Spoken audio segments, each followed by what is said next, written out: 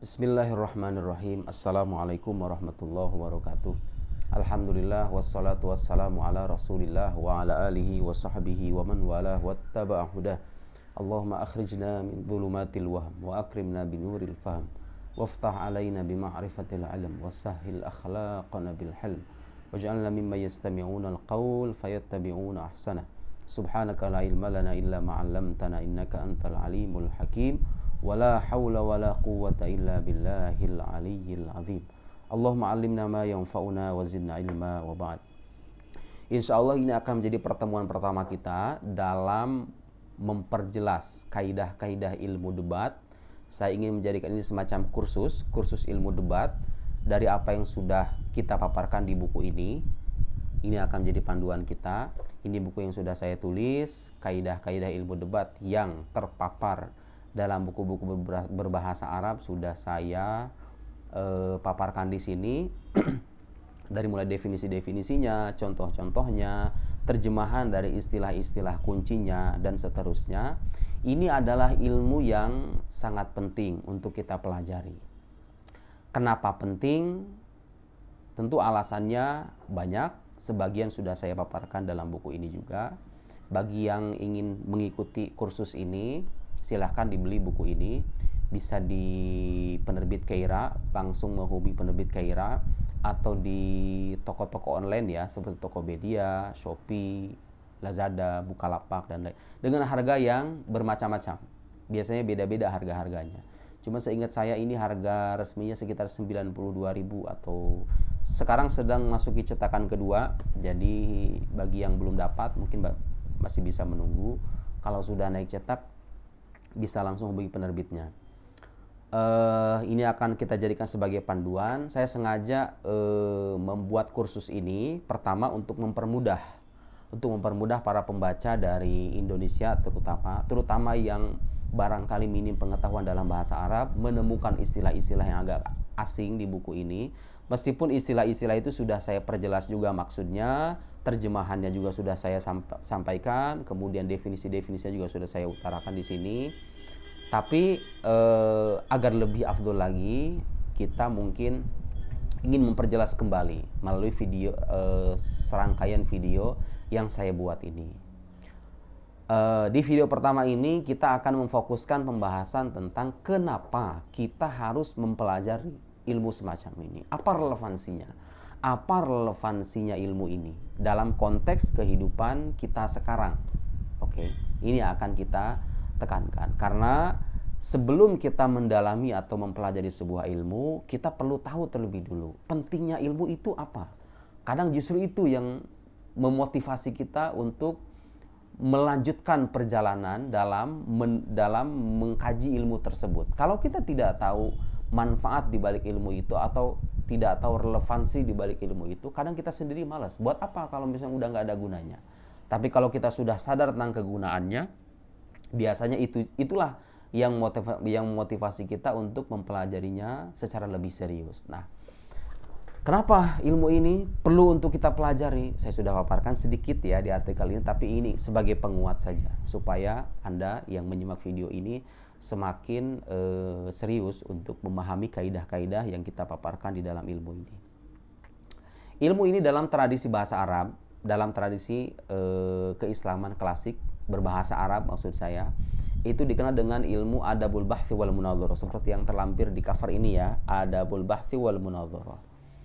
Kata adab di situ sebetulnya bukan hanya etika, bukan hanya bagaimana caranya menampilkan sopan santun dengan suara yang tidak meninggi, tidak mencaci maki dan seterusnya.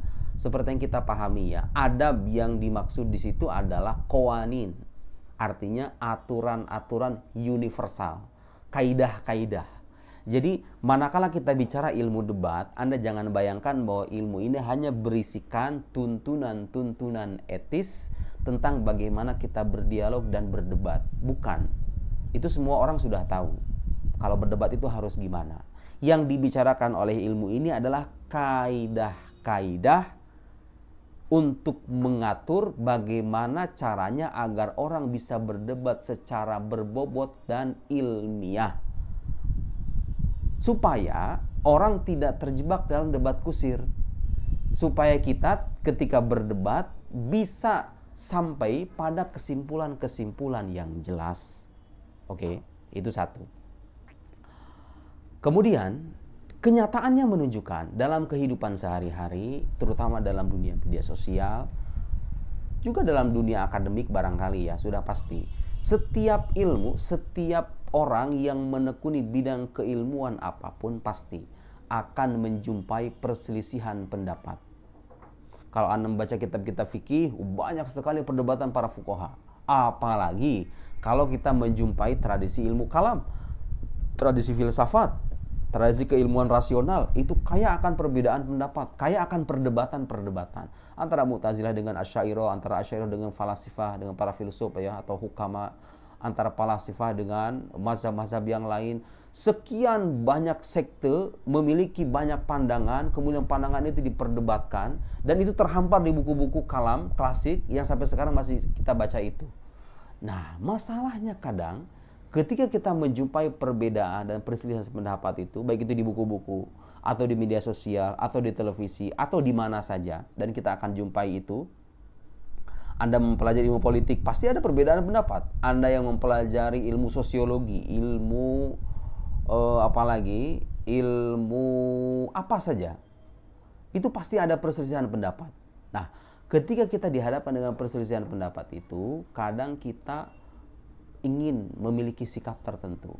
Kadang kita tidak setuju dengan suatu pendapat dan kita ingin mengkritiknya. Tapi kadang kita nggak tahu caranya. Kita nggak tahu caranya, itu ada banyak sebabnya. Ima kita kurang pengetahuan atau kita tidak tahu alatnya. Bagaimana caranya mengkritik yang benar itu? Dan ketika Anda menyaksikan perbedaan pendapat itu, gimana caranya kita menilai ini pendapat yang kuat, ini pendapat yang lemah, ini pendapat yang cacat, ini pendapat yang tepat, ini yang rasional, ini yang tidak. Kadang kita kebingungan. Anda membaca buku-buku tafsir, membaca buku-buku tasawuf, membaca buku apa saja dalam diskursus keagamaan, kita akan lebih banyak menjumpai perbedaan pendapat itu. Dan bagaimana caranya supaya kita bisa tahu ini pendapat yang kokoh, yang kuat, yang rojih gitu ya, dan ini pendapat yang lemah. Di mana sisi kelemahannya? Bagaimana cara menyingkap sisi kelemahan itu? Kalau pendapat ini kuat, bagaimana caranya menentukan sisi kekuatan argumen yang disampaikan oleh kelompok itu? Dan seterusnya. Dan itu kita butuhkan sebagai insan akademis, sebagai orang yang menekuni dunia akademik, pastilah kita membutuhkan cara dalam melihat secara jernih perbedaan pendapat yang ada di hadapan kita itu. Dan ketika kita mengkritik, cara kita mengkritik pun, kalaulah kritikan itu harus ingin dikatakan ilmiah, kalau kritikan itu ingin dikatakan rasional, kita harus tahu caranya. Jadi saya sering memberikan perumpamaan, misalnya ketika Anda mengkritik suatu pendapat, ketika Anda ingin mengutarakan ketidaksetujuan atas suatu pendapat, itu ibarat kita menembakkan pistol.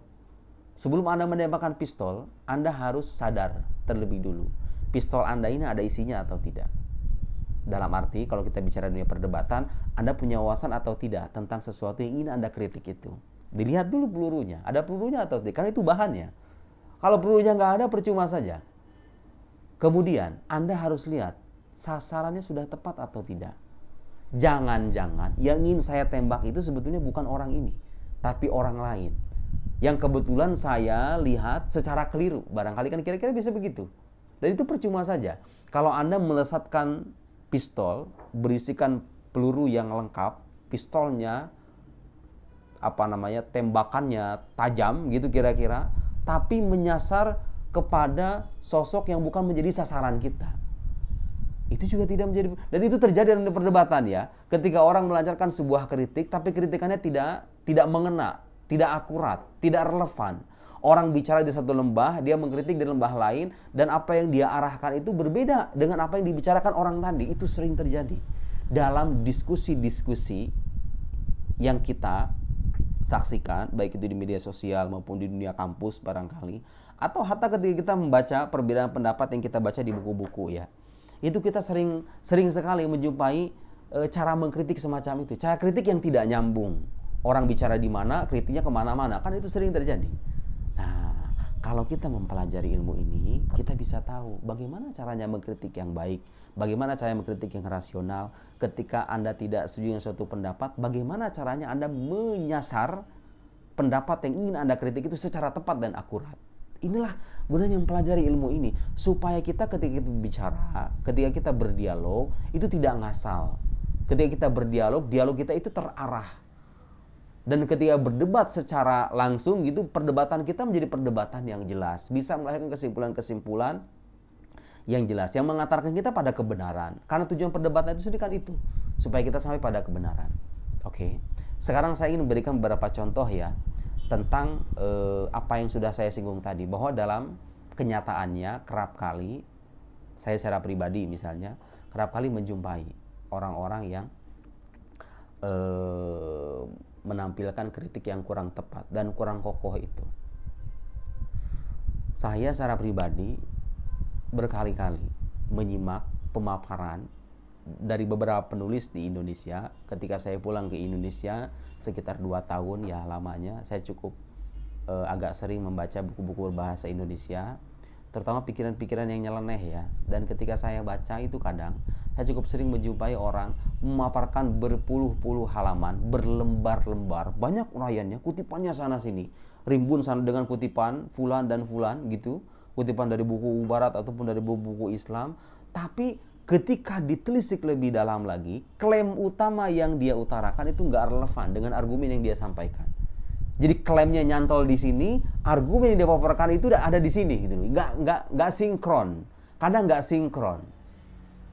Ketika Anda menyimak suatu pemaparan yang berlimpah itu gitu ya, kalau Anda tidak mempelajari ilmu semacam ini, mungkin Anda akan terkesima, mungkin Anda akan terpukau, wah ini luar biasa ilmiah ya, kutipannya banyak, referensinya banyak, kemudian dia memiliki diksi-diksi yang ilmiah pula.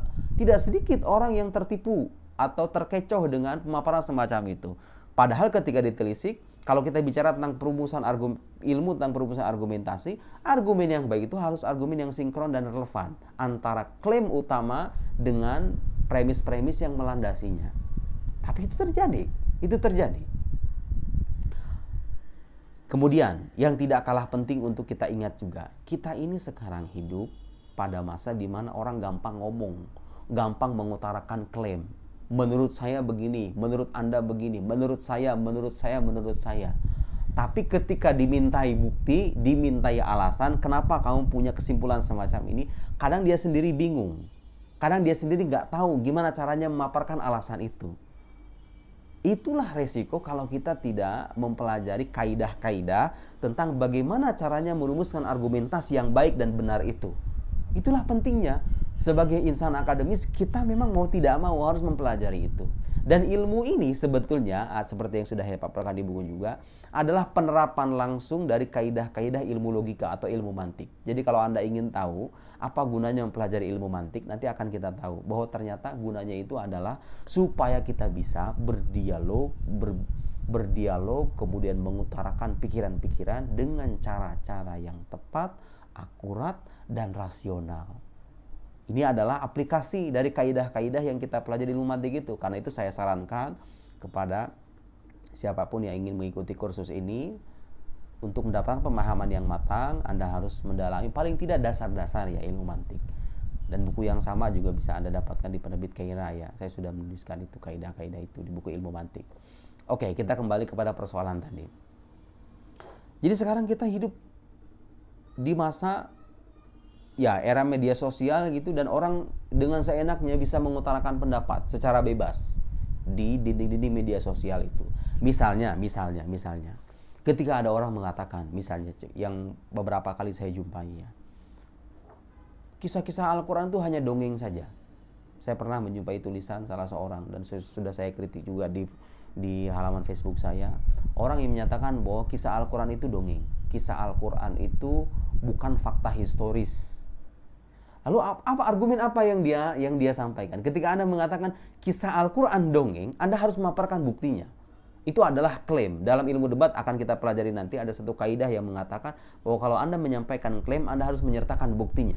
Bukan cuma sekedar menyampaikan bukti, tapi bukti ini harus benar-benar mendukung klaim Anda dan terbukti secara rasional. Ketika Anda menyimpulkan kisah Al-Quran bukan fakta historis dan itu hanyalah dongeng semata, apa buktinya? Otomatis ketika Anda mengklaim semacam itu, mengajukan klaim semacam itu, Anda harus bisa membuktikan bahwa kisah yang dipaparkan oleh Al-Quran itu tidak pernah terjadi dalam sejarah, atau dia tidak sesuai dengan fakta sejarah tertentu. Oke?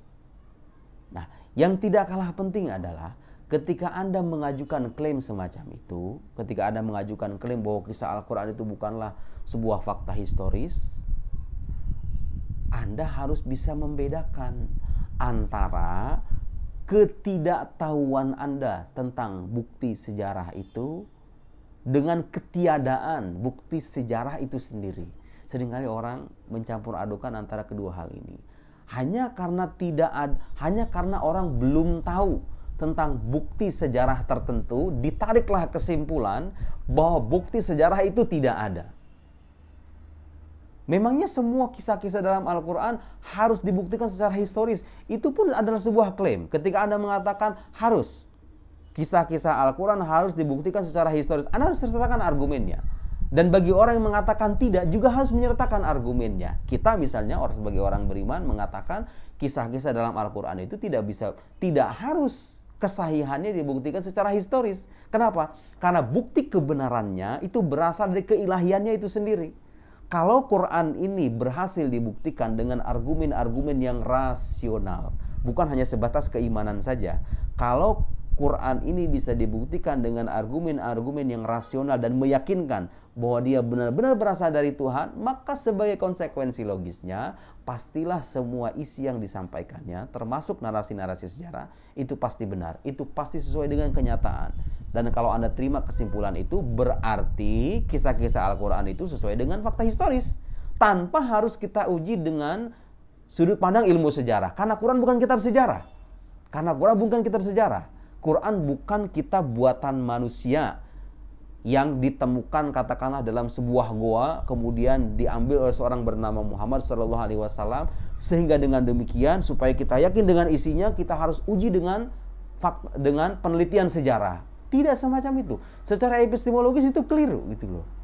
Nah, poin saya tanpa harus menyinggung secara lebih dalam persoalan itu, poin saya adalah seringkali orang ketika mengajukan argumen, kadang dia terjebak dalam kekeliruan-kekeliruan semacam tadi. Seperti yang kita sampaikan tadi. Ingin mengkaji kitab suci yang sudah benar-benar terbukti berasal dari Tuhan, kecuali kalau bukti itu tidak ada. Kecuali kalau orang meyakini kesucian kitab suci, tapi keilahiannya sendiri tidak terbukti. Itu sah Anda mempertanyakannya dengan kajian-kajian sejarah. Adapun kitab suci yang sudah terbukti kemukjizatannya dan dia berasal dari Tuhan, bukti-bukti keilahiannya ada dan terpapar gitu. Tidak sah Anda mengujinya dengan sudut pandang ilmu sejarah, menguji kesahihan klaim-klaimnya dengan sudut pandang ilmu sejarah. Itu satu poin ya. Tentang bagaimana ketika Anda mengutarakan sebuah klaim, Anda harus menyertakan bukti dan buktinya harus benar-benar rasional. Buktinya harus benar-benar bisa diterima oleh akal sehat. Oke. Kemudian banyak sekali kalau kita ingin berikan contoh ya, orang-orang yang mengajukan klaim tapi ketika dimintai buktinya itu nggak sesuai dengan klaimnya itu, dengan klaim yang diutarakan sendiri. Ketika orang mengatakan Tuhan itu tidak ada, misalnya, buktinya apa? Kenapa kita katakan demikian? Karena itu adalah klaim. Sementara kaum beriman sudah bisa memaparkan bukti-bukti rasionalnya.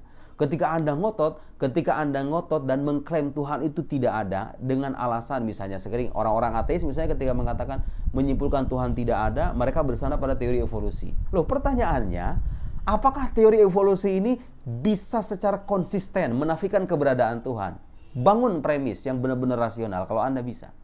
Faktanya sampai detik ini saya belum pernah menjumpai orang-orang yang dua tanda petik mendewakan teori evolusi sampai pada kesimpulan Tuhan tidak ada dengan bangunan premis yang benar-benar rasional. Tapi mereka kan nyerocos begitu panjang lebar gitu ya, bahwa teori evolusi itu bla bla bla. Loh, apa relevansinya dengan keberadaan atau ketiadaan Tuhan? Teori evolusi itu Anda buktikan dengan premis-premis yang rasional itu. Gitu ya. Nah, jadi itu tadi. Nah, supaya kita ini tidak menjadi orang yang gampang ngomong tapi nggak bisa memberikan pembuktian, Maka kita perlu mempelajari kaidah-kaidah tentang bagaimana caranya kita merangkai argumentasi yang baik dan benar itu. Supaya ketika kita terlibat dalam perdebatan, kita paham bagaimana caranya mengkritik. Oh, ini pendapat lawan. Kita bisa bedakan mana yang menjadi klaim, mana yang menjadi argumen. Kalau ketidaksetujuan kita tertuju pada definisi, bagaimana cara yang mengkritiknya. Kalau ketidaksetujuan kita tertuju pada argumen, bagaimana cara melayangkan kritiknya. Kalau ketidaksetujuan kita tertuju pada klaim utama, bagaimana cara melayangkan kritiknya. Apa kaidah-kaidah yang harus kita tahu? Ini di sini dalam ilmu adabul bahsi wal munadharah ini kita akan mempelajari itu. Saya ingin berikan contoh sekali lagi, yang lain lagi. Saya misalnya beberapa hari yang lalu ya dikritik oleh seseorang, saya tidak ingin sebutkan namanya, ketika saya menyampaikan uraian bahwa konsep keimanan dalam Islam itu harus berupa keyakinan yang bersifat pasti, harus bersandar pada argumen atau dalil, dan dia sesuai dengan kenyataan. Dan memang itulah definisi iman yang dirumuskan dalam buku-buku para ulama muslim ya, dalam buku-buku ilmu akidah. Iman dalam Islam itu harus memenuhi 3 unsur itu. Harus bersifat pasti, i'tiqad jazim, mutabiq lil waqi, sesuai dengan kenyataan, nasyi'an dalil, harus bersandar pada dalil. Iman Islam nggak mengenal konsep iman yang tidak ada bukti itu. Iman itu harus bersandar pada bukti, dan bukti-buktinya sudah ada. Nah, kemudian ada orang mengkritik. Oh, ini pikiran Nuruddin ini berbahaya. Pikiran Nuruddin ini berbahaya dan seterusnya. Dia ingin mengkritik pandangan tersebut, padahal itu adalah pandangan yang disampaikan oleh banyak ulama gitu ya. Kemudian ketika saya membaca kritiknya, dia mengaitkan itu dengan penerimaan kita terhadap aksioma. Jadi kalau Anda mempelajari, di sini sudah saya paparkan juga. Kalau kita belajar logika ya, itu ada yang namanya disebut dengan qadiyah badihiyah atau qadoya badihiyah, bentuk pluralnya. Itu proposisi aksiomatik. Proposisi aksiomatik itu adalah proposisi yang tidak memerlukan pembuktian. Oke, tidak memerlukan pembuktian. Jadi kalau kita membenarkan proposisi ini, kita nggak perlu bukti apa-apa. Itu sudah benar dengan sendirinya, sudah jelas dengan sendirinya. Seperti halnya orang mengatakan 1 tambah 1 sama dengan berapa? Sama dengan 2. Keseluruhan lebih besar dari sebagian. Orang udah paham itu. Kucing dengan ekor kucing, mana yang lebih besar? Kucingnya atau ekornya? Ya jelas kucingnya dong. Ekor itu bagian dari kucing. Keseluruhan lebih besar dari sebagian. Kursi dengan kakinya, mana yang lebih besar? Ya kursinya. Karena kaki kursi itu adalah bagian. Gitu ya. Itu yang proposisi aksiomatik. Itu proposisi aksiomatik. Sebab akibat. Setiap sesuatu yang tadinya tidak ada, kemudian ada, pasti ada sebabnya. Setiap akibat bergantung kepada sebab. Itu sebuah aksioma yang tidak memerlukan pembuktian. Oke. Nah, saya bicara dalam konteks akidah ya, menyangkut keberadaan Tuhan, tentang kenabian Nabi Muhammad, tentang keberadaan hal-hal gaib.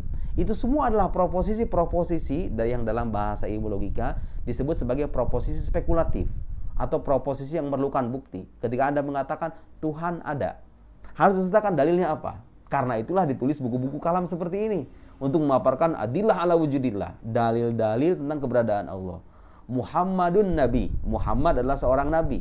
Itu adalah proposisi spekulatif yang harus memerlukan dalil.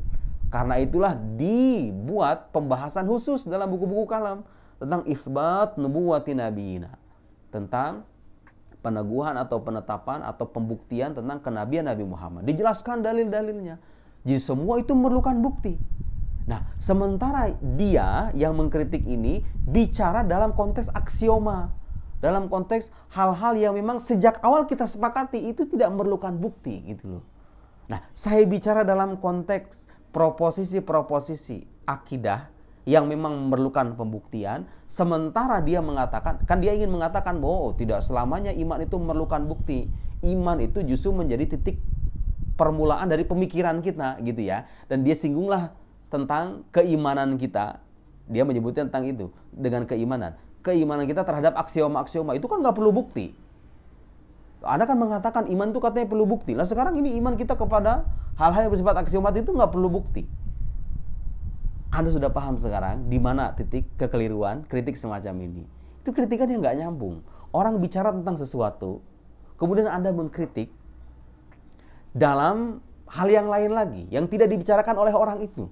Sehingga mau 10 lembar sekalipun Anda menulis, kritikan Anda tidak akan tepat. Kritikan Anda tidak akan relevan karena sejak awal Anda sudah keliru. memahami pandangan orang yang ingin Anda kritik itu. Nah, ini saya kalau kita bicarakan secara panjang lebar, akan banyak sekali contoh-contoh yang bisa kita tampilkan tentang sejauh mana sebetulnya relevansi kaidah-kaidah yang termaktub dalam ilmu debat atau ilmu adabul bahthi wal munadharah ini. Ketika Anda mendefinisikan sesuatu, saya pernah nyinggung misalnya pandangan Ibnu Siri yang mengatakan orang musyrik itu adalah pengikut agama tauhid. Orang musyrik pengikut agama tauhid ya. Sementara kita tahu bahwa agama tauhid itu artinya agama yang mengajarkan keesaan Tuhan. Sementara orang musyrik tidak mengakui keesaan Tuhan itu, justru mereka menyekutukan Tuhan. Bagaimana Anda mungkin mengatakan orang musyrik itu sebagai penganut agama tauhid? Sejak awal musyrik itu tidaklah dinamai musyrik kecuali dia menyekutukan Tuhan. Sementara agama tauhid adalah agama yang mengesahkan Tuhan. Itu yang saya maksud. Jadi kecacatan berpikir dan merangkai argumen itu bisa kita hindari kalau kita mempelajari dengan baik kaidah-kaidah ilmu logika yang terpapar dalam ilmu mantik itu, dan sebagai pelengkapnya kita perlu mempelajari kaidah-kaidah ilmu debat itu supaya kita bisa terlatih untuk merangkai argumen dengan baik. Dan saya kira ini dibutuhkan oleh siapapun yang ingin memasuki dunia keilmuan ya, baik Anda sebagai mahasiswa S1, S2, apalagi S3, apalagi ketika Anda sudah menjadi dosen. Ketika Anda ingin menguji ketepatan pandangan seorang mahasiswa, apakah kritiknya ini rasional atau tidak, tepat atau tidak, Anda harus mempelajari tentang bagaimana caranya membangun kritik itu. Supaya kita bisa terlatih membangun argumen yang baik, kritikan yang berbobot, begitu, dan supaya kita bisa membangun percakapan intelektual yang sehat, dalam arti sesuai dengan kaidah-kaidah yang rasional, dan dengan demikian perdebatan-perdebatan yang kita langsungkan bisa melahirkan kesimpulan-kesimpulan yang memuaskan dan pada akhirnya bisa menyampaikan kita pada titik kebenaran yang seharusnya menjadi tujuan utama dari perdebatan-perdebatan yang kita langsungkan itu. Inilah pembahasan pengantar yang saya kira cukup untuk memantik Anda yang ingin mendalami ilmu ini. Mudah-mudahan ini bisa bermanfaat. Selebihnya terkait penjelasan kaidah-kaidah, penjelasan istilah-istilah dan contoh-contohnya, nanti barangkali kita akan menggunakan papan tulis dalam beberapa pertemuan kita akan menggunakan papan tulis supaya lebih memperjelas ya. Saya akhiri sampai di sini untuk pertemuan pertama. Wassalamualaikum warahmatullahi wabarakatuh.